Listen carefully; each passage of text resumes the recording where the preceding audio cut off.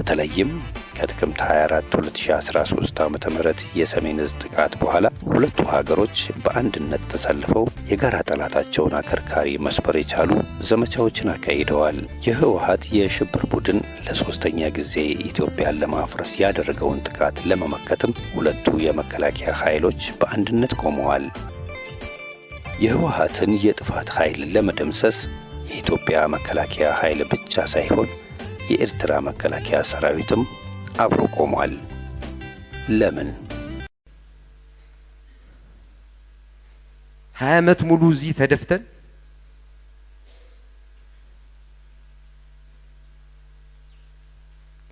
ደሞዝህን አዋጣ እያልን ትምህርት ቤት ሰርተን ከሰራዊቱ ውሃና ምግብ እየቀማን ክሊኒክ ሰርተን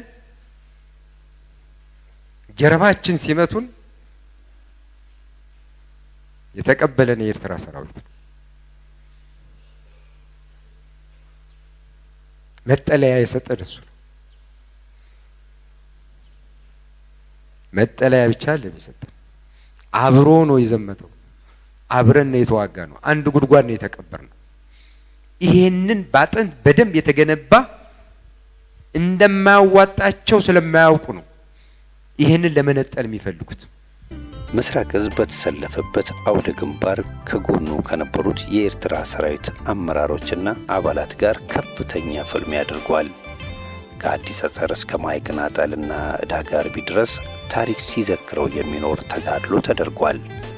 ውጤቱ ምን ይሆን? ኤርትራ እንደምናውቀው ወንድማማች ህዝቦች ናቸው። ከጥንት ጀምሮ ከኢትዮጵያ ጋር በዘርም በሃይማኖትም በብዙ ነገሮች የተሳሰረ ነው። ይሄ እንዳለ ሆኖ ግን በተለይ ከቅርቡ ጊዜ ወዲህ ካጋጠመን አደጋ ኤርትራ ደግሞ ጎረቤት ብቻ ሳይሆን ወንድማማቾች ሆነው ከኛ ጋር የቁርጥ ቀን የችግር ጊዜ ደራሻችን በመሆን ሰራዊታችን በመጀመሪያው ጥቅምት 24 ሰራዊታችን ላይ ክደት በተፈጸመበት ጊዜም ቢሆን ቀድሞ በመድረስ የሰራዊታችን አጋርነታቸውን አረጋግጠዋል። ከዛ በኋላም በተለያዩ ግዳጆች አብረው ወደ ውስጥም በመግባት በጋራ በርካታ ስራዎች እንሰራ ነው የነበር ነው። ሁለታችን አብረን ሆነን ከወያኔ ደመሰስን።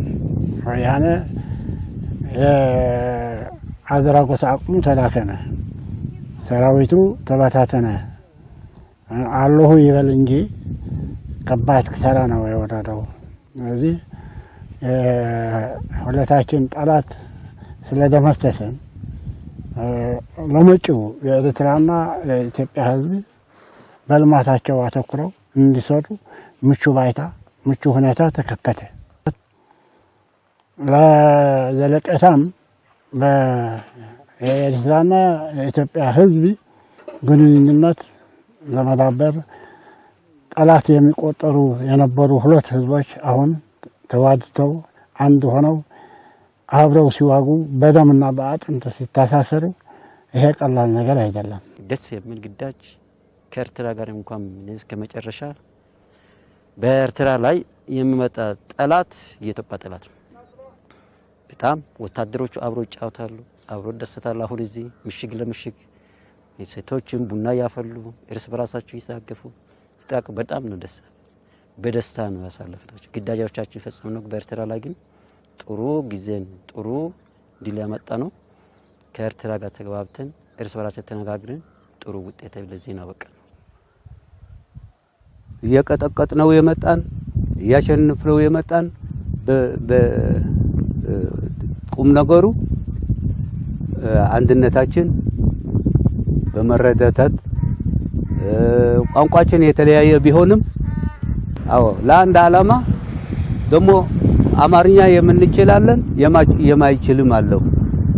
ይህን ቢሆንም እየተግባባን እየተረዳዳን እሳቸውም በትንሽ ትግርኛ ስለሚችሉ እየተግባባን ነው እስከዚህ የመጣ ነው። ምስራቅ ዕዝና የኤርትራ የተለያዩ ክፍለ ጦሮችና አህዶች በተዋጉባቸው አውደ ግንባሮች ከ8 አርሚ በላይ የጁንታው ኃይል ነበረ። አሁንም እንደገና ተደራጅቶ ያጠቃል። ተመሳሳይ ሽንፈት ይከናነባል። ይህንን ጀግንነት የሚፈጽሙት በቋንቋ ብዙም የማይግባቡ የሁለት የጎረቤት ሀገሮች መከላከያ ኃይሎች ናቸው። ከእዝ እስከ ሬጅመንት ብሎም እስከ ሻምበል ጎን ለጎን ሆነው ያዋጋሉ፣ ይዋጋሉ። በዚህም የድል ባለቤትም ሆነዋል።